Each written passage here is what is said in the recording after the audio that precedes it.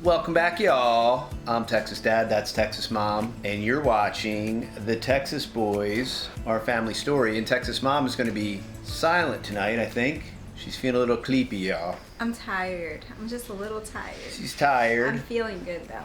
She's feeling great. She's feeling a little tired, and usually I'm the tired one. Yes. And I sit here and yawn.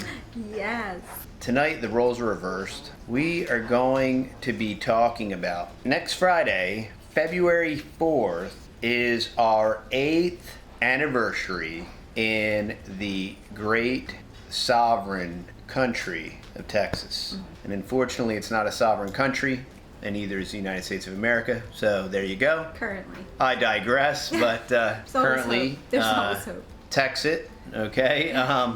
But yeah, we are coming up on our 8th anniversary, and you know, every year or so we do a video why we moved to Texas 8 years, you know, and I think this video can kind of be structured like that. But all I have been pondering, maybe the last 2 weeks, is just how, especially in light the last couple of years that have been a little different. If anybody's paying attention, it's been a little different the last couple of years. And the last couple of years have reinforced many facts and many conclusions that we drew 10 years ago.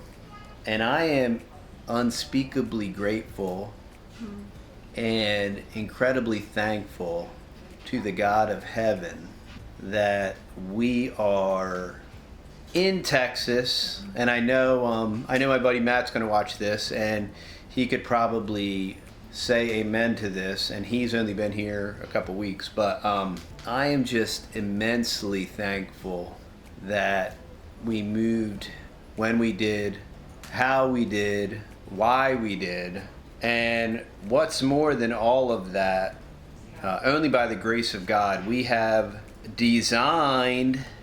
thoughtfully and purposefully designed a life, an abundant life, a fulfilling life. You know, I think about today. You know, today is the Lord's Day. We had church, and then this afternoon we went to the ranch. Texas Mom finally has her horse, y'all, after many, many, many years. Texas Mom used to be a highfalutin horse person, y'all, and she placed in Congress and all that stuff, and that's in her past. And she married a loser like me, and she always wanted a horse. And I think we had a couple miniatures when we were in the great frigid Northeast, and I was like, that's as close as you're ever getting to a horse, lady. And you know, horses are expensive and whatever. But for whatever reason, here in Texas, horses aren't expensive. I mean, if you have the pasture, how many horses do we have now? 5? 5. Yeah, so we have 5 horses, and if you have the pasture to graze them in, they're not that expensive. And when you're married to a horse dealer that's always wheeling and dealing, they're not that expensive. The importance of to live a fulfilled life, you have to be thankful and grateful.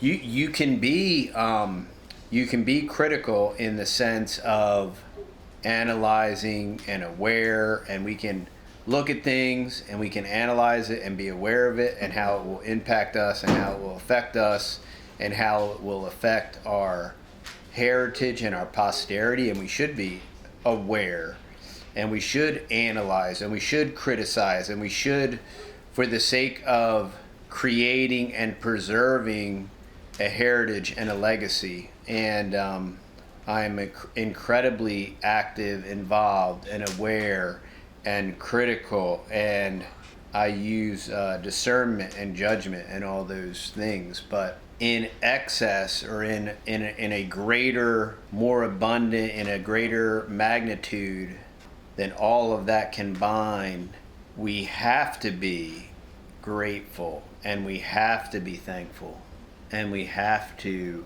rejoice. And I'm not thankful to myself. I'm not thankful to us and look at what we did, and I'm not thankful to Mother Earth, and I'm not thankful to Mother Nature.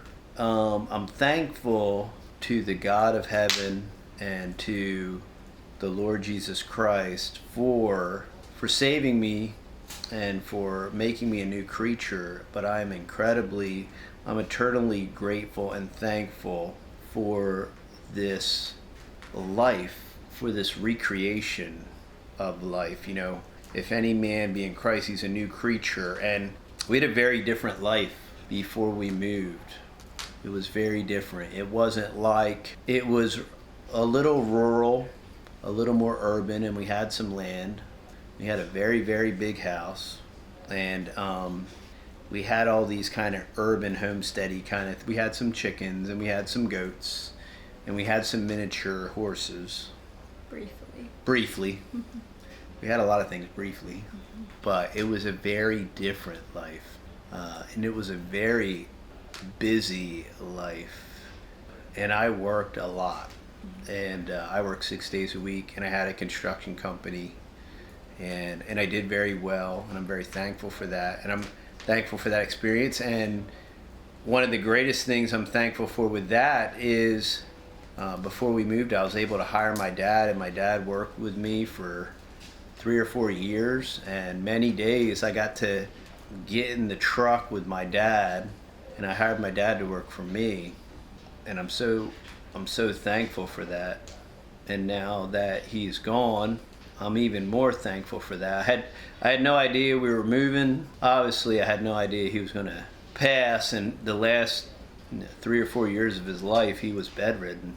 And I'm thankful for, before all that and the strokes and everything, that I had those years with him, and we got to work together, spend lots of time together, and got to talk. I'm very thankful for that, and I'm grateful for that. And it's the way that God does things, you know. And I miss my dad terribly, but I'm very thankful for that. And now we live this very different life, this very rural life, this peaceful life, this much slower life. It's a much less complex life, and for all that we previously had, we have so much more. By the grace and providence of God, we do. And you know, we went to the ranch today, and we got to see our cows and our horses, and the boys got to trail ride, and then we came home, you know, and you got to rest. You got some R&R. I get to sit there. You just got to sit there and soak it all in. And that's all important, you know. We have to slow down sometimes.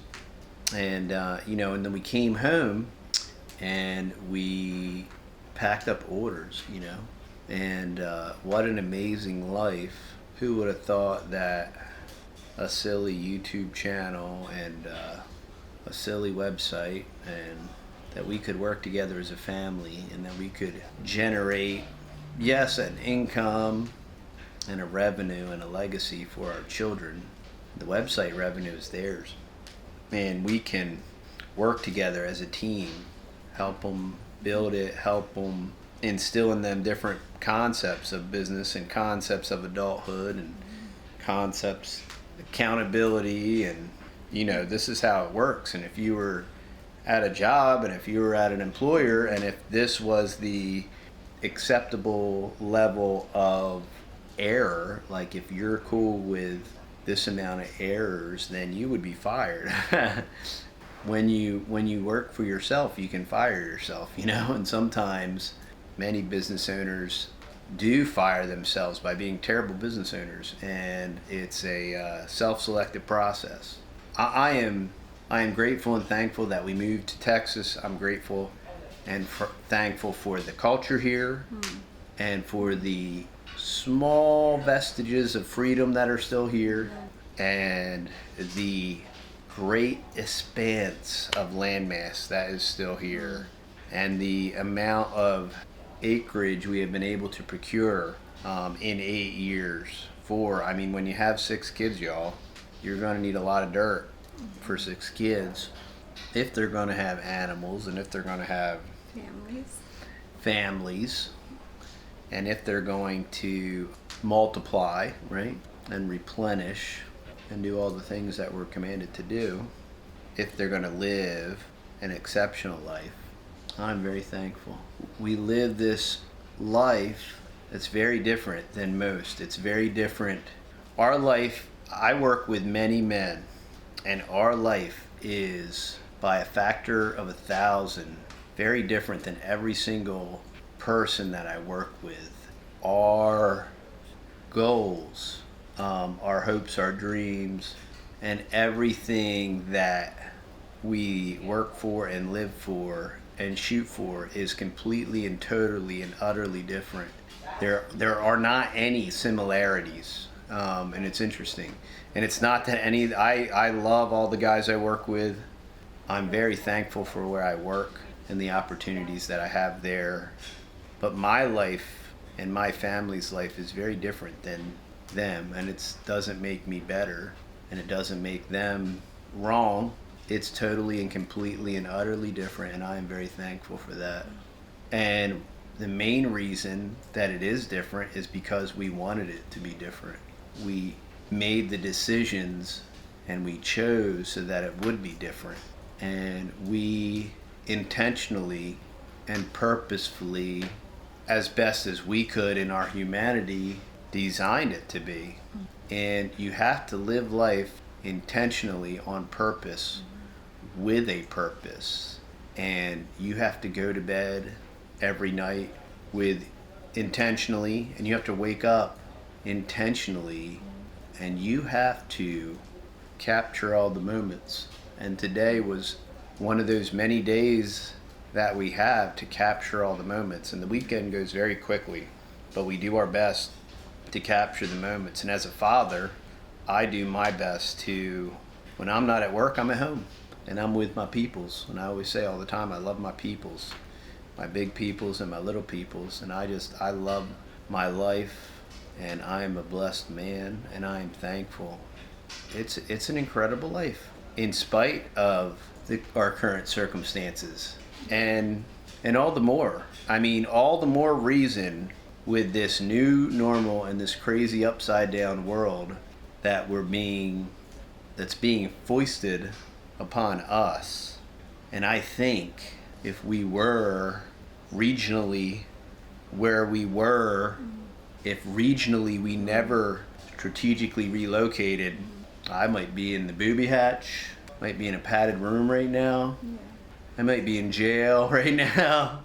I don't know where I'd be right now. I know that I wouldn't be happy. I do know that. And I know Paul says whether base or bound there to be with content, Mm-hmm. And contentment is very important. Yeah. But the beauty of America,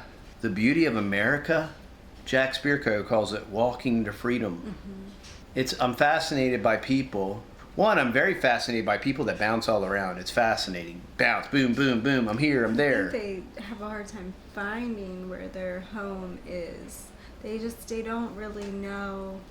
Maybe they don't know themselves enough to know where home is going to be. Because this is not home for everybody. No. I was just talking to a friend tonight, and I was saying we knew immediately when we got into Texas. Mm-hmm. Immediately we were home. Like, it was an overwhelming feeling driving across the border of Red Texas, River, and we were like, we're home. Like, it was just this relief. Like, I it's kind of just amazing to think of it, that a place that you've never been before, but you get there and you're like, I belong here. Like, this is home. This is exactly where the Lord has us to be. And it's not for everybody. No. It's totally not for everybody. We've known many people and families that have come and gone and yep. and gone and found their home somewhere else. Yep. So it's not for everybody, but it's definitely been home for us. 100%. We are settled and we are home, and it's. I think this year is just a year of contentment. It really is. We feel like, I feel like we're kind of untouched by a lot of what goes on in the world. I mean, unless if we go out into the world and engage our life, our day-to-day life and what we do is very untouched by what's happening in the bigger world all around us. And that's on purpose. Like, that is purposeful. That is living a separated life. That is living an intentional life, and redeeming our time. And it's just and living a life of contentment, always weighing out like the things and creating a home atmosphere and a family culture that is just bigger than what's going on all around. And it's, I say this all the time, especially in light of, the current cancel culture. Our family culture, our life culture is anti-culture in the sense of popular culture. Popular culture, pop culture is psyop mind control. Pop culture is cognitive warfare. Pop culture is The rat race. Psycho cybernetics. Pop culture is the technocracy. It is the rat race. And you know what I always said about winning the rat race? If you win the rat race, you're still a rat. You're just the biggest, fattest rat. And you might be happy, you might be rich, but you're still a rat. And that's from experience. And I've at many times in my life I was a rat, and I knew some really big fat rats, some big fat happy drunk rats. And I am very thankful and eternally grateful that is no longer who I am.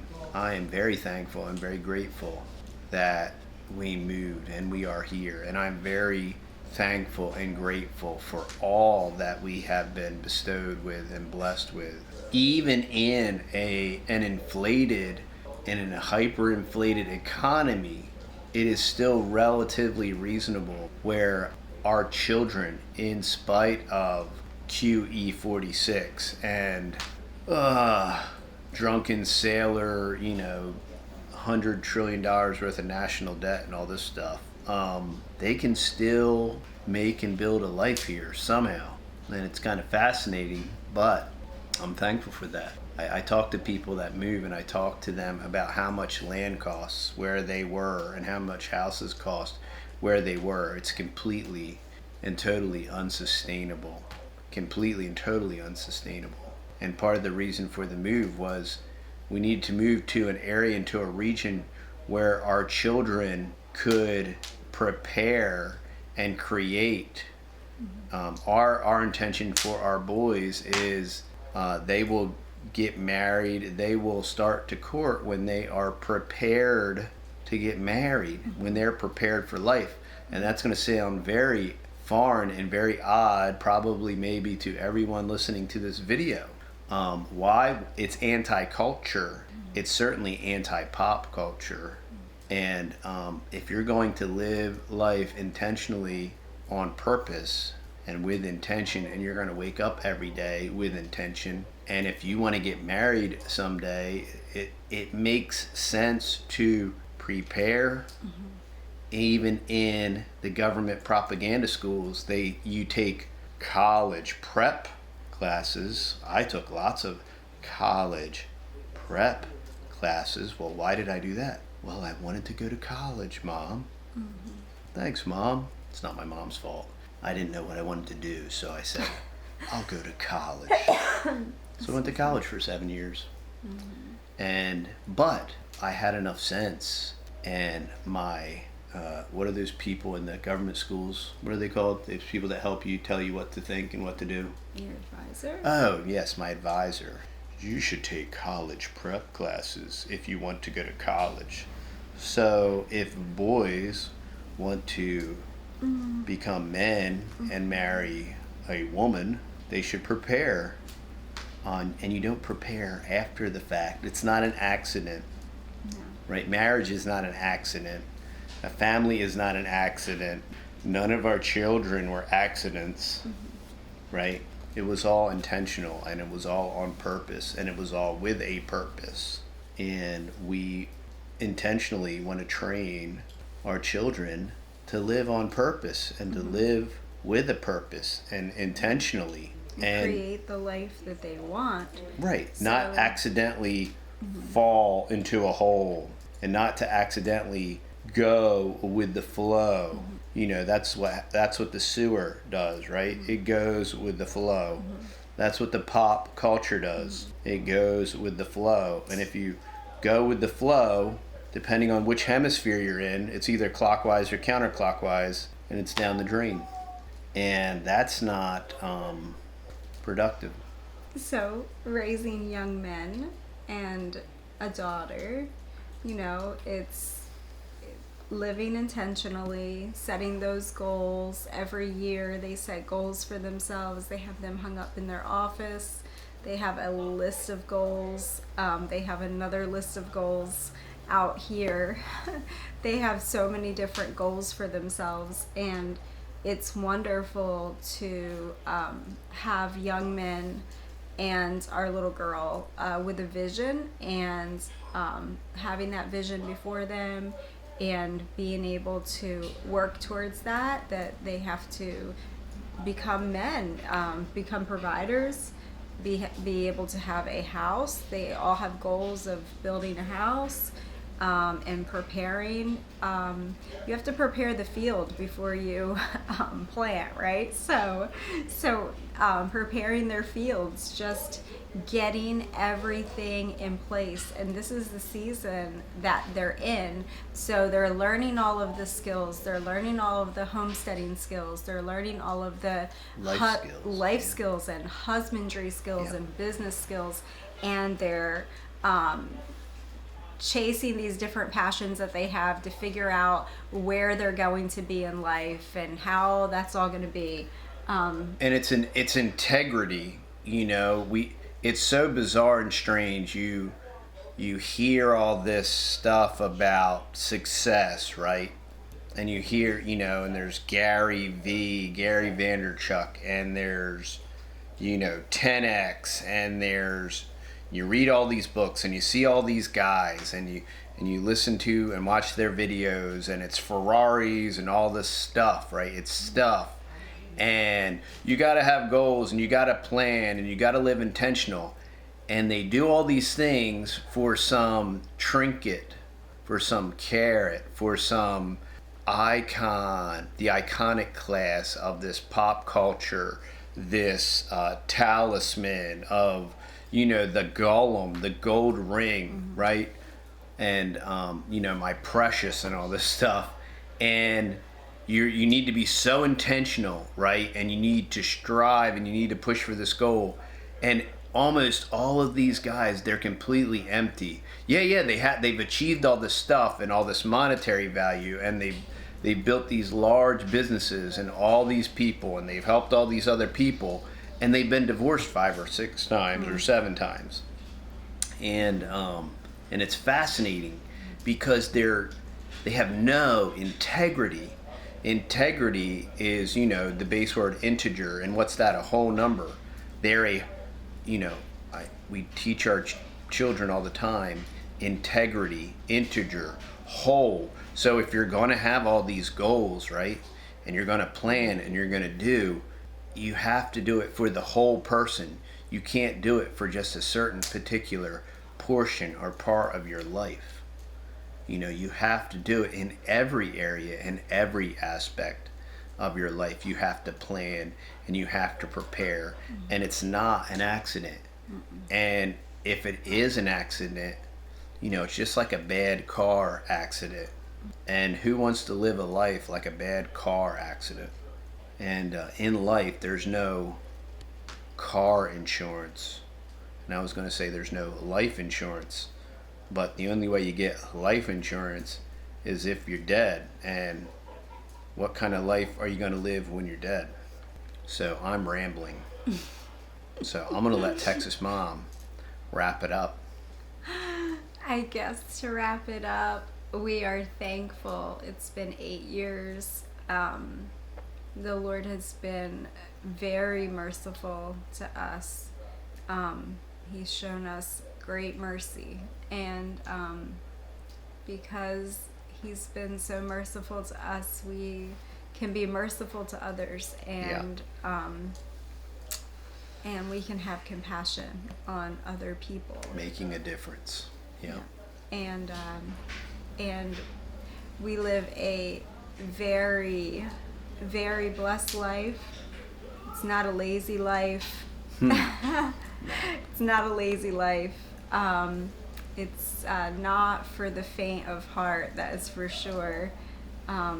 It's purposeful. Yeah, attention requires work. Yeah. It requires vigilance. It requires to always be Vigilant. aware of your surroundings, 360. You know, you can't have your head down in your digital fondle slab. You know what I mean? You have to have your head up, your head on a swivel, aware, know your surroundings, know what is going on around you. But when you have that spirit of diligence in the home, and you raise your children with that spirit of work ethic, and we have our relaxation too, and we have I feel like we have a good balance as a family, that we have our fun time, we have our downtime, and then we work really hard too, and we work together, and we play really hard, and we vacation, and we try to do that with the great kids. Fun stuff together, because we don't want it to be all work. I just don't remember much like vacations and things like that really for me growing up, so I just like that's just a priority in our life, and I don't think you have to have vacations to have a fulfilled life or a contented life if that's not a priority for you. But just for me, I wanted to be able to share that. If at all possible, I wanted to be able to share those experiences with my children. Yeah, you have to spend quantity time together. They tried to sell us in the 90s. It's not quantity time, it's quality time. So mom and dad can farm their kids out, and mom and dad can go to their own successful, fulfilling careers. And as long as you're spending quality time with Johnny, everything's going to be honky-dory. And quality time is quantity time. And I think that's the biggest thing, is that we do spend every waking minute together as a family. My husband does leave the farm and he does go to work during the day, but he is home every night, usually early afternoon or dinner time. He is home, and we have a very structured life, and it's just wonderful. We just have a blessed life, and I think we're just thankful.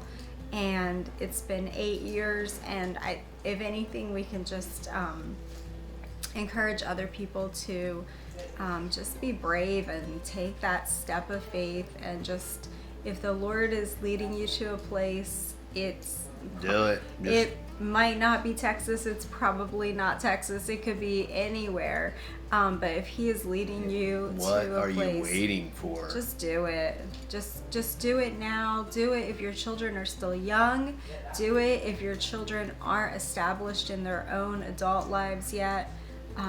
Do it now, and it's just a blessing. And find a place where you love the culture, and you can get you feel like you're at home. You just feel like you're at home. We just really encourage everybody to do that. It's so important right now. And just creating that home culture too is so important. Yeah. All right, y'all. Well, rather than wax eloquent, we're going to bid you all adieu in our finest French. Y'all have a great night, and we'll see you on the next video.